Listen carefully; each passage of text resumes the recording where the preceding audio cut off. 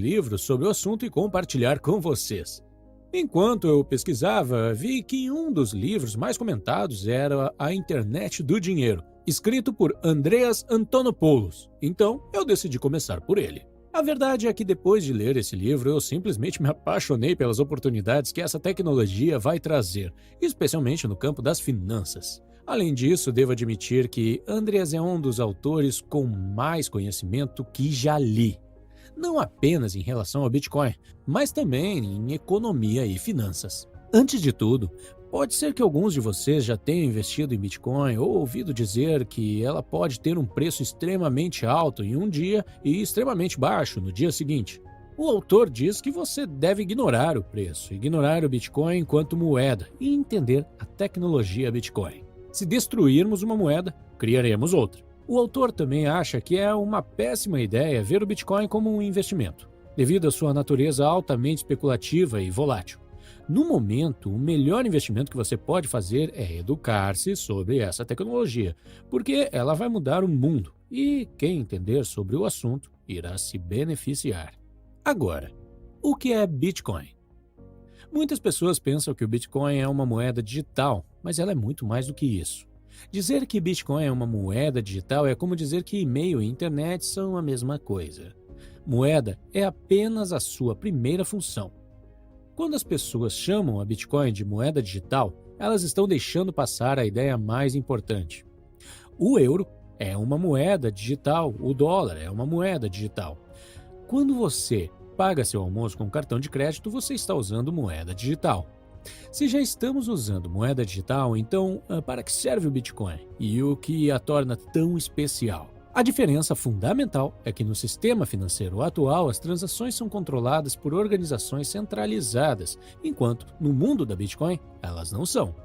A Bitcoin possui uma rede descentralizada. Não é propriedade de ninguém e não é controlada por ninguém. Na Bitcoin, as transações são peer-to-peer, ou seja, de pessoa para pessoa. Enquanto no sistema atual é pessoa, para mais uma empresa e só então para a pessoa, novamente. A digitalização começou como um sonho do governo, para que um dia eles pudessem controlar todas as transações financeiras de cada ser humano no planeta. E olha ao seu redor, eles estão conseguindo.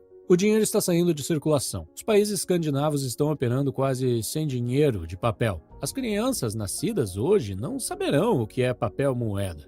Agora, por um momento, imagine que não há dinheiro de papel. Você vai a um restaurante, mas o seu banco não libera o pagamento porque você fez uma declaração contra o sistema político ou porque você frequentou o evento político errado e o banco congelou sua conta.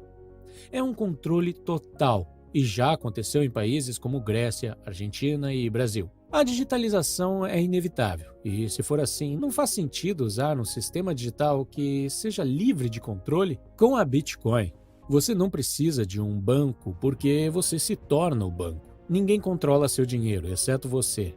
Sem altas taxas, e você pode transferir dinheiro em minutos para qualquer lugar do mundo. O único problema é que ainda estamos no estágio inicial e a infraestrutura ainda não está pronta para o uso em massa. Se você quiser entender em que estágio estamos com a Bitcoin, imagine-se como uma pessoa que está tentando entender a internet na década de 90. Oh, that's right. Mark with NBC writers and producers. Allison, can you explain what internet is? Esse é o estágio exato em que estamos no nosso entendimento sobre a Bitcoin. Hoje há apenas 1 bilhão de pessoas em todo o mundo que têm acesso ao serviço bancário. Os 6,5 bilhões restantes não têm conta bancária ou qualquer tipo de conexão com um banco. A Bitcoin pretende conectar esses 6,5 bilhões de pessoas ao mundo das finanças. O Bitcoin é o dinheiro do povo. Você pode imaginar o que acontece quando você conecta 6,5 bilhões de pessoas a uma economia global sem barreiras? É verdadeiramente revolucionário. Hoje, muitas pessoas trabalham no exterior e enviam dinheiro para casa para sustentar suas famílias. Mas, para isso, precisam utilizar plataformas de transferência de pagamentos, como o Western Union, que cobram taxas muito altas. Imagine o que acontece quando um dos imigrantes descobre que pode fazer a mesma coisa com a Bitcoin. Não por uma taxa de 30%, não por 10%, nem por 5%, mas por 5 centavos. Não é uma porcentagem, é uma taxa fixa. Se você pensa em abrir uma empresa em um ambiente internacional, uma das primeiras barreiras para se tornar uma empresa global é o recebimento dos pagamentos. A internet nos permitiu criar produtos digitais e vendê-los em todo o mundo. Mas como ser pago? A Bitcoin resolve esse problema. Ela nos permite receber pagamentos de qualquer lugar do mundo. Hoje temos empresas de processamento, como a Stripe, que cobra taxas para poder receber o pagamento. Mas, com a Bitcoin, você não precisa mais de uma empresa de processamento. Pelo menos a cada 30 ou 40 anos, as contas são os cidadãos simples que sofrem nessas prisões. A arquitetura da Bitcoin nos dá uma nova maneira de organizar o mundo. Exatamente da mesma forma que a internet simplificou o acesso à comunicação. Hoje em dia, você pode ver muitas notícias dizendo que a Bitcoin é usada por terroristas, traficantes de drogas, criminosos e pela indústria da pornografia. Se você olhar para a história, verá que eles diziam as mesmas coisas sobre a internet no início dos anos 90. A maioria das invenções e tecnologias é usada inicialmente por criminosos. E a razão é que os criminosos estão operando em um ambiente muito arriscado e estão dispostos a tentar todas as tecnologias possíveis para sobreviver. Para eles, o risco de experimentar novas tecnologias não é nada em comparação com suas atividades criminosas. E as indústrias que não gostam de novas invenções usam esse fato para assustar as pessoas para evitar que as usem. Você acha que todos ficaram felizes quando a eletricidade foi inventada? Disseram que era perigoso, que ia colocar fogo na sua casa. Disseram que só loucos usariam. Quando o carro foi inventado, disseram que ele era uma máquina nojenta, suja e barulhenta. Disseram que era inferior aos cavalos e não poderia ir a todos os lugares, como os cavalos iam. Falaram sobre como os carros quebraram, como causava a morte dos ocupantes. Agora, a Bitcoin está ameaçando a maior indústria do mundo, que é a indústria financeira. É claro que eles vão se opor. Eles usarão táticas mais comuns e eficazes, como o medo e a mídia. Quando você joga uma tecnologia disruptiva no meio das organizações mais poderosas do planeta, eles não ficam felizes. Dirão que têm medo de que criminosos usem Bitcoin, mas na verdade é que eles têm muito mais medo que o resto de nós use. Eles dizem que a Bitcoin não é segura.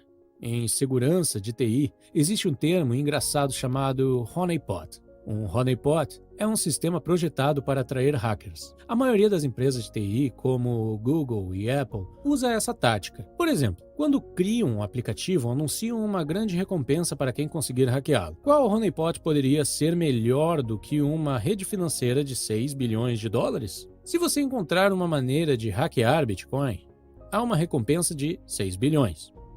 Ninguém recebeu essa recompensa ainda. E não é porque não estão tentando. Eles tentam o tempo todo, mas o Bitcoin é resiliente. Nos próximos 15 a 20 anos, veremos uma grande mudança da infraestrutura acontecer nas finanças. Agora, no entanto, ainda estamos no início do caminho e muitas pessoas estão céticas, o que é completamente natural. Primeiro, os humanos começaram a negociar uns com os outros. Então, eles usaram metais preciosos. De metais preciosos passaram para papel moeda e de papel moeda para cartões de plástico. Cada uma dessas transições foi difícil. Você acha que as pessoas estão enlouquecendo com a Bitcoin? Imagine quanto as pessoas ficaram loucas quando lhes disseram que agora, em vez de negociar com ouro, eles negociariam com pedaços de papel. E a Bitcoin é a mudança ainda mais radical do que as anteriores. Em nosso sistema financeiro atual, o relacionamento entre o banco e o seu cliente é muito semelhante ao relacionamento entre o senhor e seu escravo. E aí vem a pergunta mais incômoda que você deve fazer. Quem é o escravo? Porque em um sistema de dívidas, uma das duas partes é sempre escrava. Os mestres não servem a você, eles servem a si mesmos, porque são os mestres. Essa é a arquitetura financeira em que vivemos. Essa é a arquitetura financeira que usamos em nossa civilização, uma arquitetura na qual você não tem controle, uma arquitetura onde cada interação é medida por um terceiro que tem controle absoluto sobre o dinheiro. Hoje, se você for a um caixa eletrônico e colocar o cartão, o banco pode lhe dar seu dinheiro. Mas, em algum outro dia, eles podem decidir não dar o dinheiro a você, como os povos do Chipre, Grécia, Venezuela, Argentina, Bolívia e Brasil descobriram. Um dia você vai ao banco e o banco não quer lhe dar o dinheiro, porque não precisa. Essa é a essência de um relacionamento mestre-escravo. A Bitcoin é fundamentalmente diferente, porque na Bitcoin você não deve nada a ninguém e ninguém deve nada a você. Não é um sistema baseado em dívida. É um sistema baseado na propriedade absoluta. No momento, você pode pensar que eu odeio banqueiros e pessoas que trabalham em bancos. Não é verdade.